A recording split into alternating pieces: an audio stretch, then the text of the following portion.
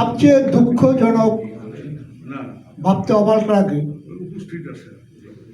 আমরা যারা মুক্তিযুদ্ধের পক্ষে শক্তি, আমি মূলত আওয়ামী লীগ করি না, মুক্তিযুদ্ধের পক্ষে শক্তি,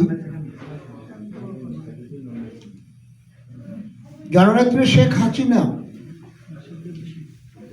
তার এমন এমন লোককে তিনি বিভিন্ন জায়গায় বসিয়ে গিয়েছেন, এটা ভাবতে অবাক লাগে। শত প্রতিকূলতার মধ্য দিয়েই রাষ্ট্রপতি ফ্যাসিস্ট হাসিনা এই বক্তব্যটা কালকে জাতীয় সংসদে তিনি উপস্থাপন করতে পারেন না। তিনি এমন লোক নিয়োজিত করেছেন, আমরা আমাদের দৃষ্টিভঙ্গি থেকে, আওয়ামী লীগের দৃষ্টিভঙ্গি থেকে তিনি সেনাপতি নিয়োগ করেছেন। আমাদের তার ভূমিকা, এইসব বিষয়ে আমাদেরকে আজকে ভাবতে হবে। যাদেরকে ফাঁসি দেওয়া হয়েছে, যারা যুদ্ধাপরাধী, তাদের সম্পর্কে সংসদে শোক প্রস্তাব আনা হবে। এর চাইতে আমরা এখনো কেন বেঁচে আছি, এইটাই আমি বুঝতে পারতেছি না।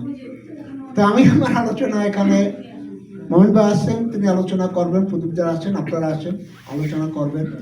আমাদের অনেক ভুল ত্রুটি আছে, আমাদের অনেক কিছু আছে। আসুন ৭১-এ ৩০ লাখ শহীদ, ২ লক্ষ মা-বোনের ইজ্জতের বিনিময়ে আমরা যে পতাকা পেয়েছি, সেই পতাকাকে আমরা ধারণ করতে পারি না।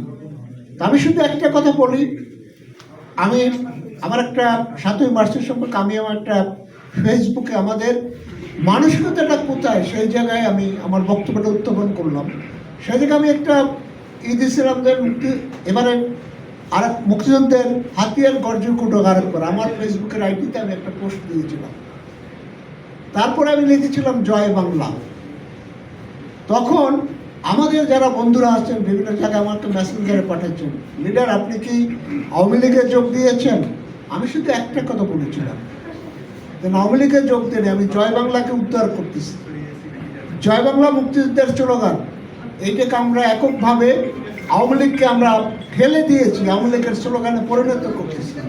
এটাকে আমরা মুক্তিযুদ্ধের যারা চেতনা বিশ্বাস করে সেই জায়গায় ফিরিয়ে আনার জন্য আমি মনে করি এই জায়গায় এখন সঠিক সময় আসছে। আমরা লাল বদর চিনি না, আমরা চিনি না, এখন এমন একটা জায়গায় এসেছেন, আসুন আমরা ৭১-এ যেভাবে ঐক্যবদ্ধভাবে আমরা এই দেশটা স্বাধীন করেছি, আর একটা মুক্তিযুদ্ধ আমাদেরকে করতে হবে।